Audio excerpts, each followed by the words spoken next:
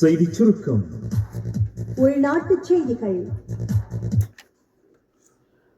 Ditwah சூறாவளியால் பாதிக்கப்பட்ட மீனவர்களுக்காக 28 billion ரூபாவுக்கும் மேலான தொகை இழப்பீடாக வழங்கப்பட்டுள்ளதென கடற்றொழில், நீரியல் மற்றும் சமுத்திர வளங்கள் அமைச்சர் ராமலிங்கம் சந்திரசேகரன் தெரிவித்துள்ளார்.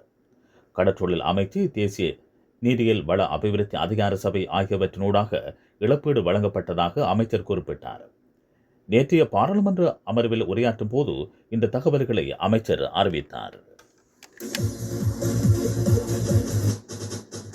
வெளிநாட்டுச் செய்திகள். லெபனான் அரசாங்கம் தேசிய துக்க தினத்தை பிரகடனம் செய்துள்ளது. இஸ்ரேலிய படைகள் நடத்திய தாக்குதல்களால் தமது நாட்டில் உயிரிழந்தவர்களுக்கு அஞ்சலி செலுத்துவது இதன் நோக்கமாகும். இத்தகைய தாக்குதல்களில் நேற்று மாத்திரம் குறைந்தபட்சம் 254 பேர் கொல்லப்பட்டதாகவும் 1165 பேர் காயமடைந்ததாகவும் அறிவிக்கப்படுகிறது. இஸ்ரேலின் படுகொலை இயந்திரத்தை நிறுத்துவதற்கு சகல வளங்களையும் திரட்டுவதாக லெபனான் பிரதமர் நவாஸ் சலாம் தெரிவித்துள்ளார்.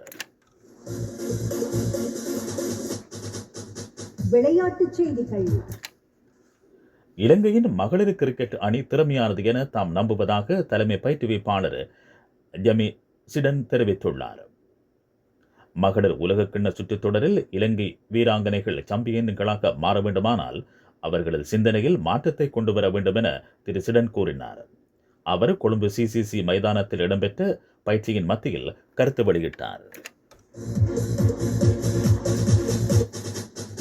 செய்திச் சுருக்கம் கேட்டீர்கள்.